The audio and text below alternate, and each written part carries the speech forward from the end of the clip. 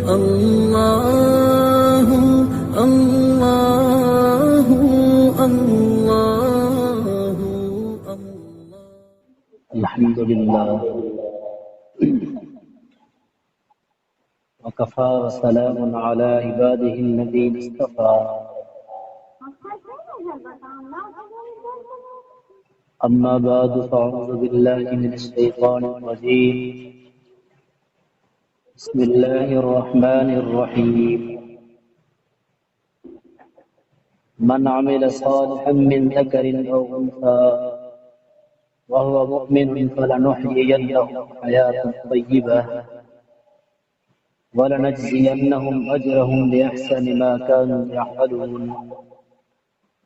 وقال رسول الله صلى الله عليه وسلم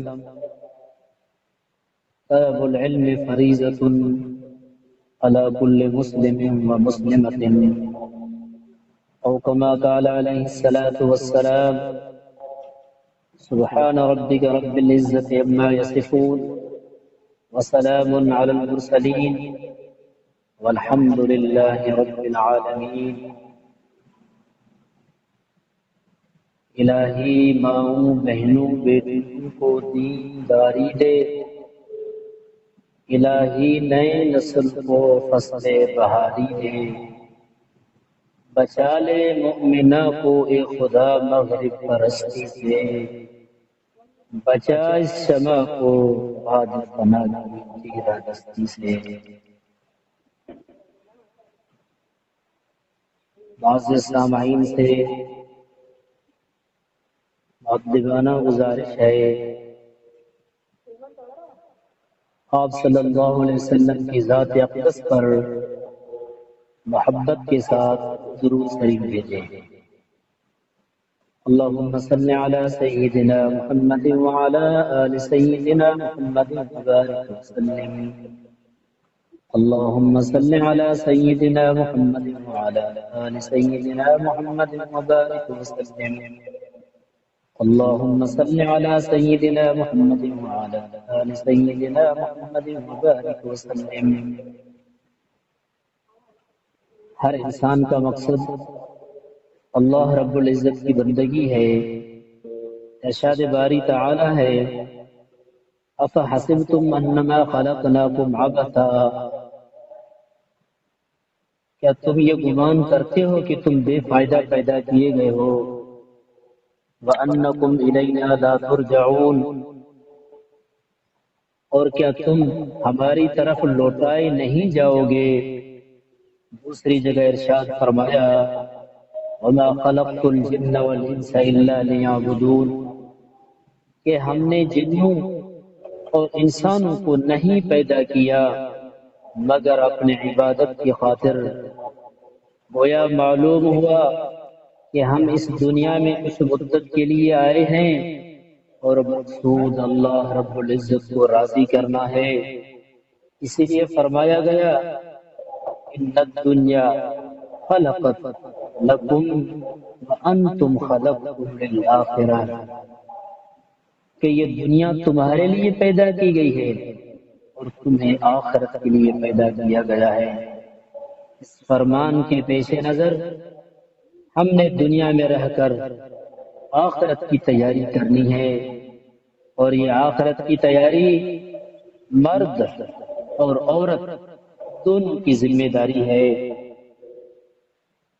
عورتوں میں عام طور پر یہ غلط فہمی پائی جاتی ہے کہ ولایت کے درجات تو فقط مرد ہی حاصل کر سکتے ہیں، عورتوں کے لیے تو صرف نماز، روزہ اور گھر کے کام کاج ہوتے ہیں. اس بات کو اچھی طرح سمجھنے کی ضرورت ہے کہ گھر سے باہر دین کی محنت کرنا مردوں کی ذمہ داری ہے اور گھروں کے حدود میں رہ کر دین کی محنت کرنا عورتوں کی ذمہ داری ہے. جس طرح مردوں کے لیے دین کا علم حاصل کرنا ضروری ہے، اسی طرح عورتوں کے لیے بھی دین کا علم حاصل کرنا ضروری ہے. اس لیے تو ہمارے آقا و سردار صلی اللہ علیہ وسلم نے ارشاد فرمایا طلب العلم فریضۃ علی کل مسلم و مسلمۃ، دین کا علم حاصل کرنا ہر مسلمان مرد اور عورت پر فرض ہے۔ اگر دین کا علم نہیں ہوگا تو انسان اس کے مطابق کیسے زندگی گزار سکے گا؟ ہمیں چاہیے کہ دین کا علم حاصل کریں اور اللہ رب العزت کی رضا کے لیے اس پر عمل کریں۔ صحابیات میں علم دین کی طلب، احادیث میں بہت سی ایسی مثالیں ملتی ہیں کہ صحابیات رضی اللہ تعالی عنہن دین کا علم حاصل کرنے کے لیے بےتاب رہتی تھیں۔ ایک صحابیہ نبی اکرم صلی اللہ علیہ وسلم کی خدمت اقدس میں حاضر ہوئی اور عرض کیا، اے اللہ کے محبوب صلی اللہ علیہ وسلم، مرد حضرات تو آپ صلی اللہ علیہ وسلم سے بہت سی احادیث سن لیتے ہیں، مگر ہم عورتیں گھروں میں رہ کر بچوں کی دیکھ بھال کرتی ہیں اور گھر کے کام کاج سمیٹتی ہیں، جس کی وجہ سے ہم آپ کی وہ باتیں نہیں سن پاتے، لہذا آپ کوئی دن متعین فرما دیجئے اس میں ہم حاضر خدمت ہو جایا کریں گی، اور آپ صلی اللہ علیہ وسلم ہمیں اس علم میں سے حصہ عطا کیجئے جو آپ صلی اللہ علیہ وسلم کو اللہ رب العزت نے عطا فرمایا ہے۔ چنانچہ نبی اکرم صلی اللہ علیہ وسلم نے بدھ کا دن، اربع کا دن واعظ و نصیحت کے لیے متعین فرما دیا۔ اس طرح ہر اربع کو صحابیات جمع ہوتی تھی اور نبی اکرم صلی اللہ علیہ وسلم پردے میں ان کو دین سکھایا کرتے تھے۔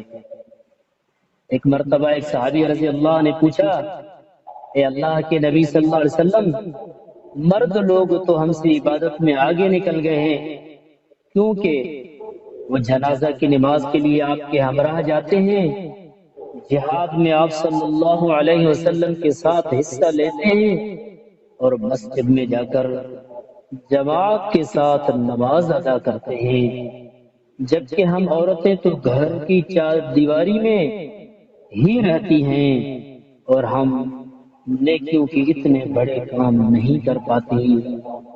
نبی اکرم صلی اللہ علیہ وسلم نے ارشاد فرمایا کہ سوال پوچھنے والی نے بہت اچھا سوال پوچھا ہے۔ پھر آپ صلی اللہ علیہ وسلم نے ارشاد فرمایا کہ جو عورت گھر کے کونے میں نماز پڑھ لیتی ہے، اللہ رب العزت اس کو اس مرد کے برابر اجر عطا فرماتے ہیں جو مسجد میں جا کر تکبیر اولیٰ کے ساتھ باجماعت نماز پڑھتا ہے۔ پھر فرمایا جو عورت اپنے بچے کی خاطر رات کو جاگتی ہے، اس کو اللہ رب العزت اس مرد مجاہد کے برابر اجر دیتے ہیں جو دشمن کی سرحد پر رات کو جاگ کر پہرا دیتا ہے۔ سبحان اللہ، اللہ اکبر کبیرہ، کتنی بڑی فضیلت آپ صلی اللہ علیہ وسلم نے ان عورتوں کی بتائی ہے۔ حافظ ابن قیم رحمۃ اللہ علیہ فرماتے ہیں کہ صحابہ کرام کی تعداد 1,24,000 تھی۔ ان میں سے فقہا یعنی عالم صحابہ جو تھے، جو دین میں بہت بڑے علم اور تفقہ رکھنے والے تھے، ان کی تعداد تقریباً 150 کے قریب تھی، اور فرمایا کہ ان 150 صحابہ کرام میں بھی 14 صحابی ایسے تھے جو سب سے زیادہ بڑے عالم تصور کیے جاتے تھے۔ ان 14 شخصیات میں سیدہ عائشہ صدیقہ رضی اللہ عنہا کا نام بھی شامل ہے۔ گویا کہ دین کا علم رکھنے والے چھوٹی کے صحابہ رضی اللہ میں سیدہ عائشہ صدیقہ رضی اللہ عنہا بھی شامل تھیں۔ بڑے بڑے جید صحابہ پردے کے پیچھے بیٹھ کر ام المؤمنین رضی اللہ عنہا سے نبی کریم صلی اللہ علیہ وسلم کی ازدواجی زندگی کے متعلق مسائل پوچھا کرتے تھے، اور سیدہ عائشہ صدیقہ رضی اللہ عنہا ان کے کافی وافی اور شافی جواب دیا کرتی تھی۔ اللہ رب العزت نے ان کو اتنا علم دیا تھا کہ نبی کریم صلی اللہ علیہ وسلم نے ارشاد فرمایا کہ میری عائشہ تو آدھا دین ہے۔ معلوم ہوا کہ عورتیں علم دین کے میدان میں مردوں سے پیچھے نہیں رہی۔ اولیات صحابیات رضی اللہ تعالی عنہ بعض میں ایسی خوبیاں تھیں جن میں چند عورتیں مردوں سے بھی بازی لے گئیں۔ مثال کے طور پر امت محمدیہ صلی اللہ علیہ وسلم میں لسان نبوت سے یعنی زبان نبوت سے قرآن مجید سننے کی سعادت سب سے پہلے عورت نے حاصل کی، جن کا نام خدیجہ الکبریٰ تھا۔ نمبر 2، اسی طرح امت محمد صلی اللہ علیہ وسلم میں دیدار نبی صلی اللہ علیہ وسلم کی سعادت بھی سب سے پہلے خدیجہ الکبریٰ نے پائی۔ یعنی جب نبی علیہ السلام نے نبوت کا دعویٰ فرمایا تو امتیوں میں سب سے پہلے جس کی نظر آپ صلی اللہ علیہ وسلم کے چہرے پر پڑی، اس نے نبوت کے چہرے کو دیکھا، وہ مرد نہ تھا بلکہ ایک عورت تھی۔ تیسرے نمبر پر اسی طرح اس امت میں سب سے پہلی شہادت جس نے پائی وہ حضرت سمیہ رضی اللہ تعالی عنہا تھی۔ گویا ان تینوں باتوں میں عورتیں مردوں سے بازی لے گئیں۔